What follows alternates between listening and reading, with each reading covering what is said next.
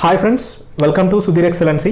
So ఈరోజు current అఫైర్స్లో భాగంగా మనం డిస్కస్ చేయబోయే టాపిక్స్ వచ్చేసి రీసెంట్గా నేపాల్ అండ్ ఇండియా మధ్యలో బౌండరీ వర్కింగ్ గ్రూప్ అని ఒకటి ఫామ్ చేద్దామని అంటున్నారు. సో అదేంటో డిస్కస్ చేద్దాం. అలాగే శ్రీలంక రీసెంట్గా న్యూ కాన్స్టిట్యూషన్ను ఏర్పాటు చేద్దామంటుంది, దాని గురించి డిస్కస్ చేద్దాం. అలాగే రీసెంట్గా డ్రాగన్ ఫ్లై ఫెస్టివల్ అని ఒకటి జరుగుతుంది. సో అదేంటో చూద్దాం. స్టేట్ ఓన్డ్ టెక్నాలజీ అని ఒకటి స్టార్ట్ అయింది, టెక్నాలజీ పార్క్స్ ఇన్ ఇండియా అని. సో అదేంటో డిస్కస్ చేద్దాం. గూగుల్ వాళ్ళు కోర్మో జాబ్స్ అని ఒకటి తీసుకొచ్చారు. అలాగే మధ్యప్రదేశ్ వాళ్ళు ఏక్ సంకల్ప్ బుజుర్గోకో నామ్ అని ఒక పథకం తీసుకొచ్చారు. సో అదేంటో దాని నుంచి డిస్కస్ చేద్దాం. ఉత్తరప్రదేశ్ ఇజ్రాయెల్తో ఒక ఎంఓయూ కూర్చుకుంది, దాని గురించి డిస్కస్ చేద్దాం. ఐబిఎం వాళ్ళు ఎన్ఎస్డిసితో కలిసి ఒక ఎంఓయూ, దాని గురించి.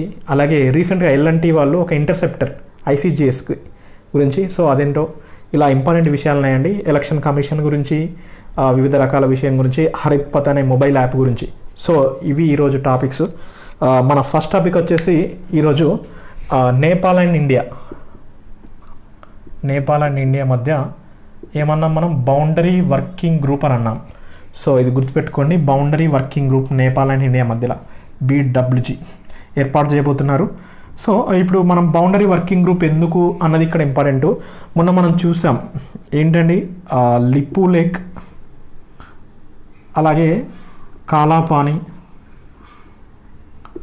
అలాగే లింపియోదర అనే ఈ ప్లేస్లు మావి అని చెప్పేసి నేపాల్ తన చిత్రపటంలో చూపించి, అలాగే అక్కడ రాజ్యాంగంలో కాన్స్టిట్యూషన్ అమెండ్మెంట్స్ కూడా చేయడం జరిగింది. ఏ ప్లేసెస్? లిపు లేక్, కాలాపాని, లింపియోదర అనే ఈ ప్లేసెస్ మా ప్లేసెస్ అని చెప్పి. ఇవి ఎక్కడ అంటే పిథోరాగర్ అని ఉంటుందండి. పిథోరాగర్ ఇది ఎక్కడ అంటే ఉత్తరాఖండ్లో ఉన్నటువంటి బార్డర్ రీజియన్ ప్రాంతాలు అనమాట. నేపాల్ బార్డర్తో ఉన్నటువంటి ఈ ప్రాంతాలు ఈ మావి అని చెప్పి నేపాల్ అంటుంది. సో ఈ బార్డర్ డిస్ప్యూట్ ఏదైతే ఉందో వాటిని మనం డిస్కస్ చేద్దాం. ఆ బార్డర్ డిస్ప్యూట్ని ఏమంటారు, చర్యలు వాటికి తీసుకునే విధంగా చర్చలు తీసుకుందామని చెప్పి అంటున్నారు. ఇండియా అంటే ప్రైమ్ మినిస్టర్, రెండు దేశాల ప్రైమ్ మినిస్టర్స్, అంటే ఐదర్ ఎండ్ ఆఫ్ ఆగస్టు లేకపోతే ఎర్లీ సెప్టెంబర్, అంటే సెప్టెంబర్ నెల మొదట్లో కావచ్చు, లేకపోతే ఆగస్టు ఈ నెలలో చివరిలో కావచ్చు ఈ మీటింగ్ జరగబోతుంది. సో దీనికండి బార్డర్ వర్కింగ్ గ్రూప్ ఏర్పాటు చేసి ఈ ఏదైతే డిస్ప్యూట్ ఉందో బార్డర్ డిస్ప్యూట్ను చర్చల ద్వారా వాటిని ఈ డిస్ప్యూట్ను అంతమొందించే దిశగా, అంటే సమస్యపోయే విషయంగా, అంటే సమస్యను తగ్గించే విధంగా ఉంటుందని చెప్పి ఇరు దేశాల పిఎం ఎప్పుడు అంటే మొన్న ఆగస్ట్ 15 రోజు టెలిఫోనిక్ కన్వర్జేషన్ జరిగిందండి between PM Narendra Modi and Nepal PM మధ్య. సో దానిలో భాగంగా ఈ విషయం వచ్చింది. ప్లేస్ గుర్తుపెట్టుకోండి, లిపు లేక్, కాలాపాని, లింపియోదర. సో వీటి గురించి బార్డర్ డిస్ప్యూట్ ఉంది నేపాల్కి మనకి. సో దీనికోసమే చర్చలు జరపబోతున్నారు. సో దానికోసమే ఈ బార్డర్ వర్కింగ్ గ్రూప్ ఏర్పాటు చేయబోతున్నారు. ఆ సమస్య పరిష్కారం కోసమై ఏర్పాటు చేయబోతున్నటువంటిది ఇదే ఈ బార్డర్ వర్కింగ్ గ్రూపు. సో ఇది కూడా ఒకసారి గుర్తుపెట్టుకోండి. అలాగే నెక్స్ట్ టాపిక్ వచ్చేసి రీసెంట్గా శ్రీలంక వాళ్ళు న్యూ కాన్స్టిట్యూషన్ను చేయబోతున్నారు. అంటే వాళ్ళు అక్కడ అంటే కొత్త కాన్స్టిట్యూయన్స్ని శ్రీలంక ప్రభుత్వం ఇప్పుడు నార్మల్గా కొత్తదాన్ని అంతకుముందు 19 టైమ్స్ అండి, 19th అమెండ్మెంట్ అన్నమాట. 1978 నుంచి ఇప్పటి వరకు 19 సార్లు రాజ్యాంగాన్ని సవరించడం జరిగింది. Last time 2015లో సవరించారు. 2015 నుంచి 2019 వరకు ఉంటుందని, ఇప్పుడు 2020లో సవరిస్తున్నారు. సో ఇప్పటివరకు 19 సార్లు సవరించడం జరిగింది శ్రీలంక రాజ్యాంగాన్ని. సో కొత్త రాజ్యాంగం ఇప్పుడు అమల్లోకి వస్తుంది శ్రీలంకకు సంబంధించి. సో గోటబాయ రాజపక్సే గారు దీన్ని ఆల్రెడీ అక్కడి పార్లమెంటు ఆమోదం కూడా తెలపడం జరిగింది. సో ఇది కూడా గుర్తుపెట్టుకొని శ్రీలంక కొత్త రాజ్యాంగ సవరణ ఇప్పటివరకు 19 సార్లు రాజ్యాంగ సవరణ చేశారు. కొత్త రాజ్యాంగాన్ని ఇప్పుడు తీసుకురాబోతున్నారు. సో ఇది కూడా గుర్తుపెట్టుకోండి శ్రీలంకకు సంబంధించి. సో నెక్స్ట్ టాపిక్ వచ్చేసి నార్మల్ ఎలక్షన్ కమిషనర్స్ ఉంటారు కదా మనకు. అశోక్ లావాసా గారు ఏషియన్ డెవలప్మెంట్ బ్యాంక్కి ఆయన జాయింట్ అంటే వెళ్ళడం జరిగింది కదా, అందులో వర్క్ చేసేందుకు. సో మనకు తెలుసు election commission of India article 324 ప్రకారం ఎలక్షన్ కమిషన్ ఆఫ్ ఇండియాను ఏర్పాటు చేస్తారు ప్రెసిడెంట్ ఆఫ్ ఇండియా. దీనికి చీఫ్ ఎలక్షన్ కమిషనరు, ఇద్దరు ఎలక్షన్ కమిషనర్స్ ఉంటారు, ఈసీలు. సో నార్మల్గా ఇప్పుడు చీఫ్ ఎలక్షన్ కమిషనర్ నార్మల్గా ఉన్నటువంటి అశోక్ లావాసా గారు మొన్న రిజైన్ చేశారండి. రిజైన్ చేసి మనకు తెలిసిన విషయమే. ఎక్కడికి వెళ్ళారు ఈయన? ఏడీబీ, ఏషియన్ డెవలప్మెంట్ బ్యాంక్ పనిచేయడానికి వెళ్ళడం జరిగింది. సో దాని విషయం ఇప్పుడు దీని ప్రస్తావన ఎందుకు వచ్చింది అని అంటే రాజీవ్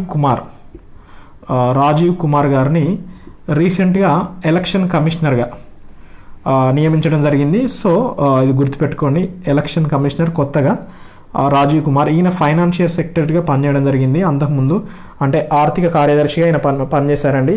సో ఇప్పుడు ఈయన ఎలక్షన్ కమిషనర్గా పనిచేయబోతున్నారు రాజీవ్ కుమార్ గారు. సో ఇది దీని గురించి కొత్తగా ఎలక్షన్ కమిషన్ ఆఫ్ ఇండియాకు ఇద్దరు ప్రధాన ఎన్నికల కమిషనరు, ఇద్దరు ఎన్నికల కమిషనర్స్ ఉంటారు. వన్ చీఫ్ ఎలక్షన్ కమిషనర్స్ ఇద్దరు ఉంటారు. సో ఇది గుర్తుపెట్టుకోండి. ఇది దీని గురించి నార్మల్గా ఇప్పుడు కొత్తగా ఎలక్షన్ కమిషనర్ రాజీవ్ కుమార్. ఇది నేను చెప్తున్నటువంటి మొదటి అపాయింట్మెంట్. బట్ అపాయింట్మెంట్ దీనికి ఎందుకు చెప్పాను అని అంటే, రాజ్యాంగబద్ధ సంస్థల గురించి కొత్త అపాయింట్మెంట్ ఏదైనా వస్తే ఖచ్చితంగా చదవండి. సో అందుకోసమని ఇది చెప్తున్నాను. రాజ్యాంగబద్ధ సంస్థలు, చట్టబద్ధ సంస్థలకు అపాయింట్మెంట్స్ అంటే ఎవరైనా మారితే మాత్రం చదవండి. మిగతా అన్నీ చదవకపోవడం అనేది మీ ఇష్టం. బట్ నేను ఇది రాజ్యాంగబద్ధ సంస్థ, ఎలక్షన్ కమిషన్ ఆఫ్ ఇండియా రాజ్యాంగబద్ధ సంస్థ కాబట్టి నేను దీన్ని చెప్పడం జరుగుతుంది. సో ఇక్కడ నుంచి నార్మల్గా చెప్పడం అనేది ఉండదు. అంటే ఏంటంటే మీరు ఎందులో చూసుకున్నా ఉంటుంది కదా అండి, ఈ ఇన్ఫర్మేషన్ ఎక్కడైనా దొరుకుతుంది. సో బిఫోర్ ఎగ్జామ్, మనకి ఏదైనా ఎగ్జామ్ ఉన్నప్పుడు ఒక 10-20 డేస్ ముందైనా కూడా ఏదైనా ఒక మ్యాగజైన్ తీసుకొని ప్రతి దాంట్లో who is who, new appointments అని ఒక సపరేట్ పేజ్ ఉంటుంది, మనం చదవచ్చు. అది పెద్దగా ప్రతిసారి అపాయింట్మెంట్స్ మనం చెప్పాలి, చదవాలి అన్నది అక్కడ wastage of time and waste అండి, మెమొరీ కూడా వేస్ట్ అయిపోతుంది. సో ఎగ్జామ్ ముందున్నప్పుడు ఏదైనా మ్యాగజైన్ తీసుకొని ప్రతి మ్యాగజైన్లో who is who, new appointments అని ఒక పేజీలు ఉంటాయి, అవి చదువుకుంటే సరిపోతుంది. బట్ రాజ్యాంగబద్ధ సంస్థలు, చట్టబద్ధ సంస్థలు మాత్రం ఎప్పటికీ వాటితో టచ్లో ఉండండి. వాళ్ళు ఎవరెవరు మారుతున్నారన్న విషయం మాత్రం ఖచ్చితంగా చదవండి. సో ఇది నా చిన్న అడ్వైజ్. సో ఇది ఎలక్షన్ కమిషనర్ గురించి. అలాగే రీసెంట్గా డ్రాగన్ ఫ్లై ఫెస్టివల్ అని ఒకటి జరగబోతుందండి. సో అది ఎక్కడ అంటే కేరళలో. మనం నిన్న కేరళ గురించి నమద్ బసాయ్ అనే ప్రోగ్రామ్ గురించి మనం డిస్కస్ చేసినాం ఆల్రెడీ. నమద్ బసాయ్ ఎందుకంటే అవర్ లాంగ్వేజ్ నమద్ బసాయ్ అని అంటే ఇది ట్రైబల్స్ కోసం వాళ్ళ లాంగ్వేజ్లో ఎడ్యుకేషన్ ఇచ్చేటువంటి ప్రోగ్రామ్ అని మనం డిస్కస్ చేసినాం. సో ఇప్పుడు కేరళలో డ్రాగన్ ఫ్లై ఫెస్టివల్ అని స్టార్ట్ చేశారు వీళ్ళు. సో ఈ ప్రోగ్రామ్ ఎందుకు అని అంటే, నార్మల్గా డ్రాగన్ ఫ్లైస్ ఉంటాయి కదా, డ్రాగన్ ఫ్లైస్ అలాగే డ్యామ్ ఫ్లైస్. సో వీటిని సంరక్షించేందుకు వాటిని గురించి చేసేటువంటి ఫెస్టివల్స్ అంటే డ్రాగన్ ఫ్లైస్ అలాగే డ్యామ్ ఫ్లైస్ అని ఉంటాయి కదా. సో వీటి గురించి చేసేటువంటి ఒక ఫెస్టివల్. దీన్ని world wide fund for nature WWF అని అంటారు. World wide fund for nature అలాగే SOS అనే 2 సంస్థల ఆధ్వర్యంలో ఈ డ్రాగన్ ఫ్లై ఫెస్టివల్ అనేది కేరళలో జరగబోతుంది. దీన్ని తుంబి మహోత్సవం అని కూడా అంటారండి నార్మల్గా, అంటే అక్కడ లోకల్ లాంగ్వేజ్లో తుంబి మహోత్సవం 2020 అని. సో ఇది 3rd మహోత్సవం అన్నమాట ఇలా జరుగుతున్నటువంటిది. సో ఇది రీసెంట్గా ఇక్కడ స్టార్ట్ అయింది. సో దీన్ని ఎవరండి, WWF world wide fund for nature అలాగే SOS అంటే ఏంటి అంటే సొసైటీ ఆఫ్ ఆర్డోనేట్ స్టడీస్, లేకపోతే ఒడనేట్ స్టడీస్, సొసైటీ ఆఫ్ ఒడనేట్ స్టడీస్ అనే సంస్థ. ఈ ఒడనేట్ స్టడీస్ సంస్థ ఏం చేస్తుంది అని అంటే ఈ డ్రాగన్ ఫ్లైస్ గురించి, డ్యామ్ ఫ్లైస్ గురించి ఇది రీసెర్చ్ చేస్తుంది అనమాట. సో ఈ సంస్థ ఆధ్వర్యంలో ఇప్పుడు డ్రాగన్ ఫ్లై ఫెస్టివల్ జరగబోతుంది కేరళలో. గుర్తుపెట్టుకోండి, ఒకటి ఏదైనా ఫెస్టివల్స్, ఎథనిక్ ట్రైబల్ ఫెస్టివల్స్ ప్రత్యేకంగా జరిగేటువంటి ఫెస్టివల్స్. ఇప్పుడు ఇది ప్రత్యేకంగా డ్రాగన్ ఫ్లైస్ గురించి జరుగుతుంది. సో కాబట్టి ఇది ఒక ప్రత్యేకమైనటువంటి మహోత్సవం కాబట్టి మనం దీని గురించి ఇన్ఫర్మేషన్ కొంచెం తెలుసుకుంటే సరిపోతుంది. సో ఇది దీని గురించి కేరళలో జరుగుతుంది. సో ఇది అలాగే మనం నిన్న ఇదే కేరళ గురించి నమద్ బసాయ్ ప్రోగ్రామ్ గురించి కూడా మనం డిస్కస్ చేసినాం. సో అది అలాగే హరిత్ పత్ అనే ఒక మొబైల్ యాప్ తీసుకొచ్చారండి NHAI వాళ్ళు. సో NHAI వాళ్ళు మనకు తెలుసు, national highways authority of India వాళ్ళు NHAI. సో వీళ్ళు ఏంటంటే హరిత్ పత్ ఈ ప్రోగ్రామ్ అంటే ఒక మొబైల్ యాప్ ఇది. సో ఈ మొబైల్ యాప్ తీసుకొచ్చి ఎందుకోసం అంటే ఈ మొబైల్ యాప్ తీసుకొచ్చారు వీళ్ళు అని అంటే, నార్మల్గా ఇప్పుడు గ్రీన్ హైవేస్ను ప్రోత్సహించే దిశగా గ్రీన్ హైవేస్ డెవలప్మెంట్, ఈ వాడు గుర్తుపెట్టుకోండి, గ్రీన్ హైవేస్ డెవలప్మెంట్ కోసం దీన్ని తీసుకొచ్చారు. మనం చూసాం గ్రీన్ కారిడార్, దీని గురించి నేను ఎక్స్ప్లెయిన్ చేస్తాను తర్వాత. గ్రీన్ హైవేస్ డెవలప్మెంట్ అంటే గ్రీన్ హైవేస్ ఎలా సాధ్యమవుతుందండి అంటే హైవేస్ పక్కన ప్లాంటేషన్ ఎక్కువ చేయడం, అటు పక్కన చెట్లు పెంచడం లాంటివి ప్రోగ్రాంలో భాగంగా చేస్తారు. అంటే ఇప్పుడు నార్మల్గా మన 2020 జూన్ 5న ఏం తీసుకొచ్చారండి అంటే అర్బన్ ఫారెస్ట్రీ కోసం నగర్ వన్ అనే ప్రోగ్రామ్ తీసుకొచ్చారు. ఇది మనకు తెలిసిన విషయమే. మొన్న నేను కంపా నిధులను వీటికి వాడచ్చు అని చెప్పినప్పుడు నగర్ వన్ ప్రోగ్రామ్ గురించి నేను చెప్పాను, కంపా నిధులు. సో అప్పుడు చెప్పినప్పుడు దీని గురించి చెప్పడం జరిగింది. సో ఒకసారి దీన్ని గుర్తుపెట్టుకొని నగర్ వన్ అనేది అర్బన్ ఫారెస్ట్రీ డెవలప్మెంట్ కోసం ప్రత్యేకంగా ఏర్పాటు చేసినటువంటి ఒక ప్రోగ్రామ్. సో అది ఓకే. బట్ గ్రీన్ హైవేస్ అనే ప్రోగ్రామ్ ఏంటి అని అంటే ఈ హైవేస్ పొడవుతా చెట్లను పెంచేటువంటి ఒక ప్రోగ్రామ్. ఈ ప్రోగ్రామ్ చెట్లను ఎన్నో ఏళ్ళ నుంచి పెంచుతున్నాం ఓకే. బట్ ఇక్కడ ఈ మొబైల్ యాప్ ఏం చేస్తుంది అనేది ఇక్కడ ఇంపార్టెంట్. సో వీళ్ళు ఏం చేస్తారంటే ఒక ప్లాంట్ను వీళ్ళు నాటినప్పుడు ఆ ప్లాంట్ యొక్క ఇమేజెస్ ఎప్పటికప్పుడు దాని ట్రాకింగ్ సిస్టమ్ అనేది ఈ యాప్లో వీళ్ళు ఎప్పటికప్పుడు తీసుకుంటారు. ప్రతి 3 నెలలకు ఒకసారి ఆ ప్లాంట్ యొక్క ఇమేజ్ ఏదైతే మొక్కలు వీళ్ళు నాటుతారో ఆ ఇమేజ్ ఎవ్రీ 3 మంత్స్కి వీళ్ళు అప్లోడ్ చేస్తూ ఉండాలి. తద్వారా ఆ మొక్కలు అంటే ఉన్నటువంటి మొక్కలు ఎన్ని ఉన్నాయి, ఎన్ని బ్రతికున్నాయి, ఎన్నిటికి ఇప్పుడు బాగానే ఉన్నాయి అనే ఉద్దేశంలో ట్రాకింగ్ అనేది ఈజీగా ఉంటుంది కదా వాటి మానిటరింగ్. సో దానికోసం హరిత్ పత్ అనే ఈ మొబైల్ యాప్ను NHAI వాళ్ళు స్టార్ట్ చేయడం జరిగింది. సో ఇది గుర్తుపెట్టుకోండి. Nagar one scheme urban forestry గురించి, హరిత్ పత్ ప్రోగ్రామ్ అది ఏమంటారు ప్లాంట్లను ట్రాకింగ్ చేసేందుకు, దాన్ని మానిటరింగ్ చేసేందుకు తీసుకొచ్చినటువంటి ఒక ప్రోగ్రామ్. ఇప్పుడు ట్రాకింగ్ మానిటరింగ్ చేయడం ద్వారా ఇప్పుడు వీళ్ళు ఈ ఏదైతే వీళ్ళ ఫైనల్ అల్టిమేట్ వీళ్ళ గోల్ ఏంటి అంటే హైవేస్ పొడవునా మొక్కలను పెంచడం. ఇప్పుడు మొక్కలు పెంచినప్పుడు దానికి సంబంధించిన బడ్జెట్ అలొకేషన్స్ కావచ్చు, వివిధ రకాలుగా వాళ్ళకు ఉన్నటువంటి అన్నింటినీ దీని ద్వారా ఫుల్ఫిల్ చేసుకోవచ్చు కదా. ఇప్పుడు ఇన్ని మొక్కలు చనిపోయాయి, సో ఇంత బడ్జెట్ మనం పెట్టాలి అనే ఈజీగా ఉంటుంది కదా, ట్రాకింగ్ చేస్తారు కాబట్టి, మానిటరింగ్ చేస్తుంటారు కాబట్టి. సో దానికోసం ఇదండి. అలాగే గ్రీన్ హైవేస్ ఇప్పుడు దీని భాగం. ఇందాక నేను చెప్పాను ఒక వర్డ్ ఏంటంటే గ్రీన్ కారిడార్. ఇది కూడా గుర్తుపెట్టుకోండి. రీసెంట్గా మనకి ఇది న్యూస్లో ఉంది. గ్రీన్ కారిడార్ అంటే ఏంటి అంటే నార్మల్గా అంటే ఫారిన్ కంట్రీస్లో చాలా కంట్రీస్లో గ్రీన్ కారిడార్ అనేది ఉందండి. సో గ్రీన్ కారిడార్ అంటే ఏంటి అంటే నార్మల్గా ఇప్పుడు మనము ఆర్గాన్ ప్లాంట్ అంటే ట్రాన్స్ప్లాంటేషన్స్ ఏవైతే ఉన్నాయో అంటే ఇప్పుడు వివిధ శరీర భాగాలను ట్రాన్స్ప్లాంట్ చేసినప్పుడు అవయవ మార్పిడి చేసినప్పుడు ఇప్పుడు ఒక ప్రాంతం నుంచి ఒక ప్రాంతంకి అవయవాలను తీసుకొని పోతున్నప్పుడు అక్కడ ఉన్నటువంటి ట్రాఫిక్ రూల్స్ కావచ్చు, అక్కడ ఉన్నటువంటి రద్దీ దృష్ట్యా, అలాగే ప్రజల్లో అవగాహన లేకపోవడం వల్ల ఇన్ టైంలో మనము ఆర్గాన్ డోనర్స్ వాళ్ళు డొనేట్ చేసినప్పటికీ మనం దాన్ని ఇన్ టైంలో మనం చేరలేకపోతున్నాం, ఇండియాలో అవేర్నెస్ లేకపోవడం వల్ల. సో దానికోసం ఏర్పాటు చేసినటువంటి ఒక వినూత్నమైన రోడ్సే గ్రీన్ కారిడార్ అనమాట. ఇప్పుడు గ్రీన్ కారిడార్ అని సపోజ్ ఇప్పుడు ఒక 6-వే లైన్ ఉందండి, దాంట్లో ఒక లైన్ను మనం గ్రీన్ కారిడార్ కోసం కేటాయించామే అనుకోండి. ఈ కేటాయించినప్పుడు ఈ లైన్లో ఈ వెహికల్ వెళ్తే ఇప్పుడు ఏ ప్రాంతాల్లో ఈ వెహికల్ వస్తుందో ఆ వెహికల్ వస్తున్న ప్లేసెస్కి వివిధ రకాల పోలీస్ స్టేషన్లకి ఇన్ఫర్మేషన్ అందిస్తారు. అలాగే ఆ లైన్లో ఉన్నటువంటి లైన్ను క్లియర్ చేస్తారు.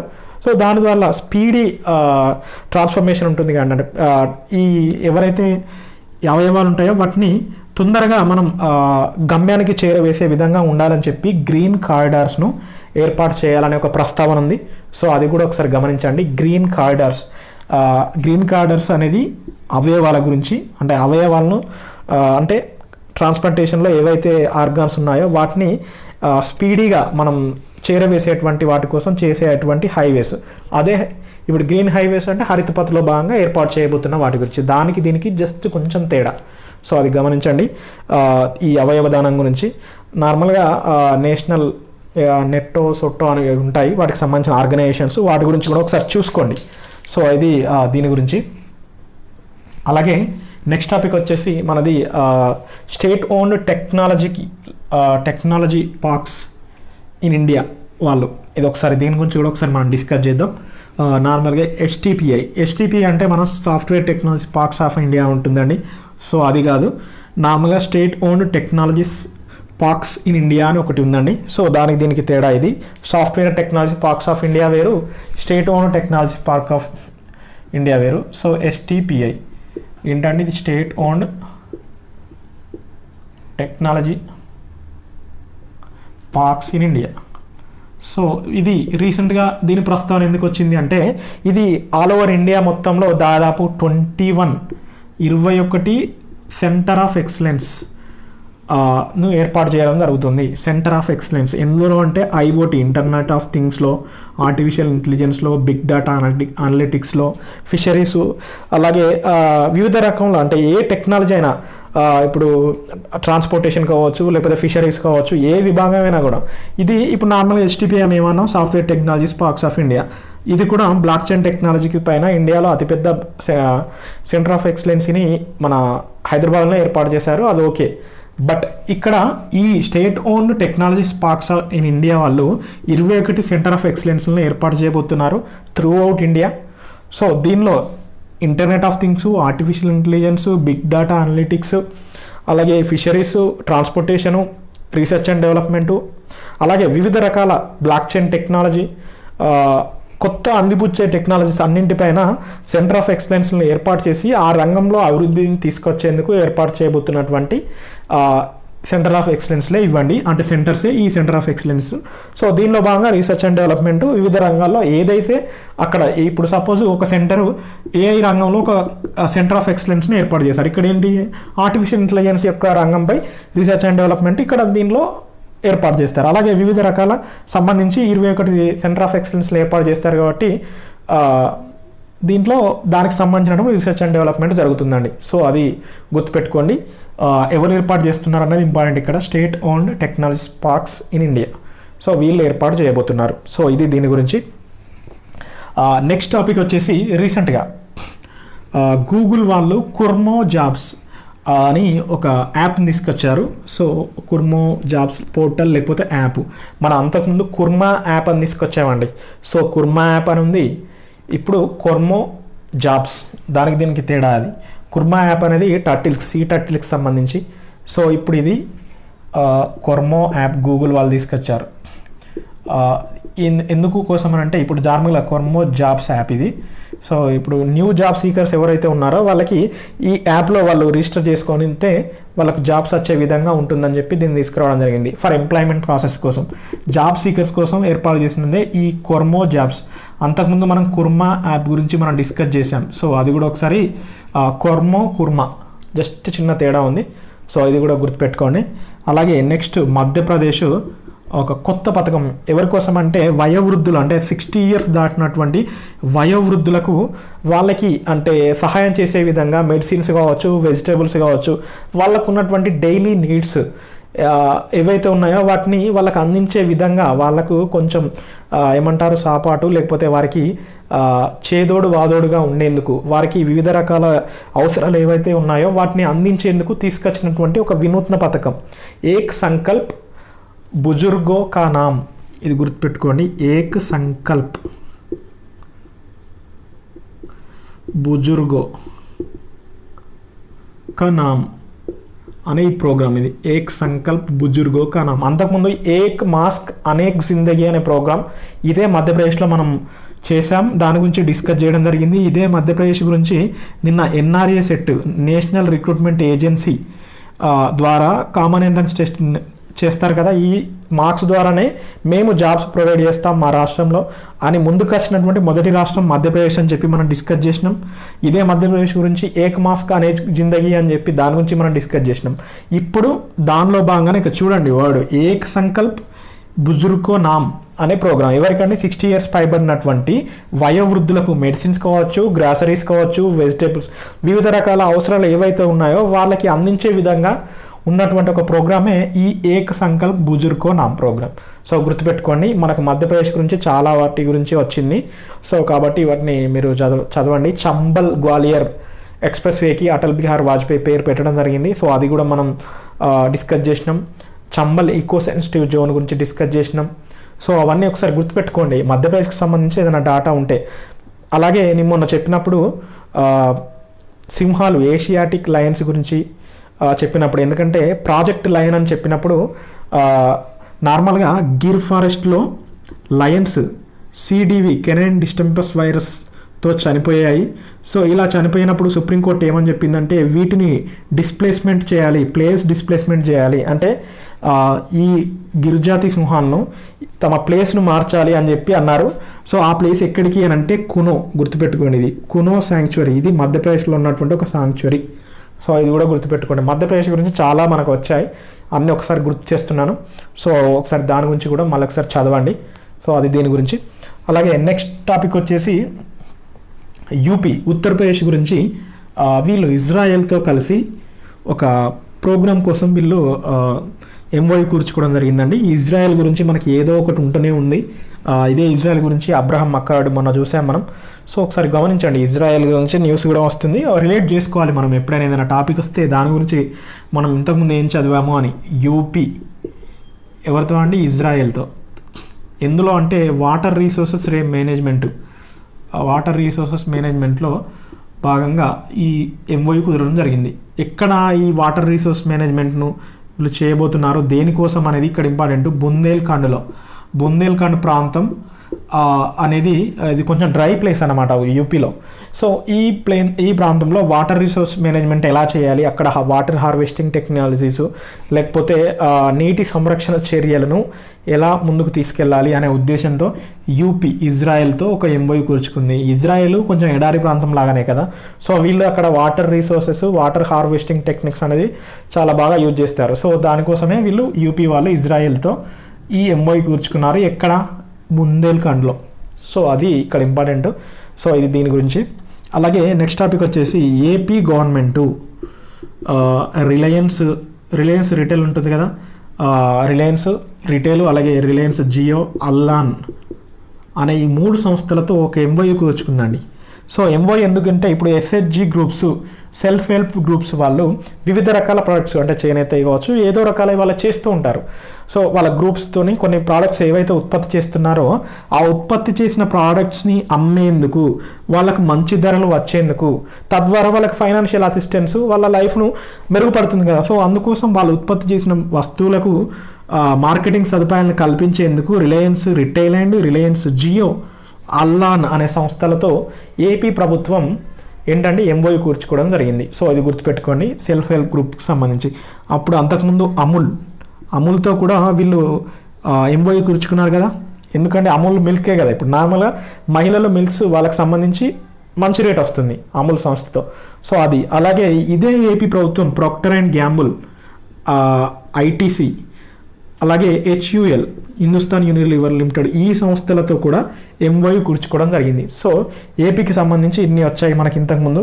నిష్ఠా పోర్టల్ గురించి సో చాలా వరకు మనకి ఎన్నో రకాలుగా వస్తున్నాయి, కాబట్టి వాటి గురించి ఒకసారి చదవండి. మొన్న వార్డ్ సెక్రటరీస్ ఉంటారు కదా, యూపీఐ బేస్డ్ పేమెంట్ సిస్టమ్స్ కూడా ఏపీ ప్రభుత్వం స్టార్ట్ చేయడం జరిగింది. సో అది కూడా ఒకసారి గమనించండి. సో ఇది దీని గురించి. రీసెంట్గా చేతన్ భగత్ గారు ఒక కొత్త బుక్ రాయడం జరిగింది. సో అది కూడా దాని ప్రస్థానం రావడం జరిగిందండి. చేతన్ భగత్ గారి మనకు తెలుసు, half girl friend, 2 states, 3 mistakes of my life. So ఎన్నో బుక్స్ ఉన్నాయి కదా ఆయన. ఈ బుక్స్ మనకు తెలిసినాయి, ఇవన్నీ సినిమాస్ కూడా వచ్చాయి బాలీవుడ్లో. సో చేతన్ భగత్ గారి గురించి మనకు తెలుసు. సో రీసెంట్గా ఆయన మళ్ళీ ఒక బుక్ రాయడం జరిగింది, కొత్త బుక్. ఈ కొత్త బుక్ ఏంటి అంటే వన్ అరేంజ్డ్ మర్డర్ అండి. వన్ అరేంజ్డ్ మర్డర్ కొత్త బుక్ పేరు. సో ఇది గుర్తుపెట్టుకోండి, ఇది కొంచెం ఇంపార్టెంట్. చేతన్ భగత్ గారి బుక్లో ఎప్పటికీ ఏదో ఒక కొన్ని ఎగ్జామ్స్లో అడుగుతుంటారు. ఈయన ఇంపార్టెంట్. ఈయన 2 states, half girl friends, 3 mistakes of my life, చాలా బుక్స్ ఉన్నాయి ఆయన ఇంకా. సో అవన్నీ ఒకసారి నార్మల్గా చూసుకోండి. చేతన్ భగత్ అని ఒకసారి ఇంటర్నెట్లో చూస్తే ఆయన బుక్స్ అన్నీ వస్తాయి లిస్టు. ఇప్పుడు కొత్త book one arranged murder. So ఇదేంటో ఒక లవ్ లేకపోతే మళ్ళీ కామెడీకి సంబంధించి ఒక హ్యూమర్ స్టోరీ అన్నమాట ఇది. సో ఇది చేతన్ భగత్ గారు రీసెంట్గా రిలీజ్ చేయడం జరిగింది ఈ బుక్. సో ఇది దీని గురించి. అలాగే రీసెంట్గా నెక్స్ట్ వచ్చేసి డిఫెన్స్కి సంబంధించి ఇండియన్ కోస్ట్ గార్డ్ వాళ్ళు ఐసీజీఎస్ ఎల్ఎన్టీ సంస్థ, ఇప్పుడు ఎల్ఎన్టీ ఉంది కదా, ఎల్ఎన్టీ సంస్థ వాళ్ళు ఒక కొత్త ఇంటర్సెప్టర్ను అంటే దీన్ని స్టార్ట్ చేయడం జరిగింది. ఇంటర్సెప్టర్, ఈ కొత్త ఇంటర్సెప్టర్ పేరు ఏంటంటే ఐసీజీఎస్ C454 అనేది కొత్తది అనమాట. సో దీన్ని రీసెంట్గా ఇండక్ట్ చేయడం జరిగింది. ఎల్ఎన్టీ సంస్థ దీన్ని బిల్డ్ చేశారండి. సూరత్లో దీన్ని స్టార్ట్ చేయడం జరిగింది. అంటే ఇప్పుడు కోస్ట్ గార్డ్కి సంబంధించి ఎక్స్క్లూజివ్ ఎకనామిక్ జోన్ను సంరక్షణ సర్వేలెన్స్ కోసం దాని నిఘా గాలింపు అంటే నిఘా కోసం ఏర్పాటు చేసింది ఈ ICGS C454 ఇంటర్సెప్టర్ అండి. సో ఈ ఇంటర్సెప్టర్ రీసెంట్గా స్టార్ట్ చేయడం జరిగింది ఎక్కడ, సూరత్లో. సో ఇది గుర్తుపెట్టుకోండి. దీన్ని తయారు చేసినటువంటి సంస్థ L&T. మొన్న మనము OPV సార్థక్ అని కూడా మనం ఆఫ్షోర్ పెట్రోల్ వెసల్ అని మొన్న మనం చెప్పాము, OPV సార్థక్. సో అది కూడా ఒకసారి గుర్తుపెట్టుకోండి, OPV సార్థక్.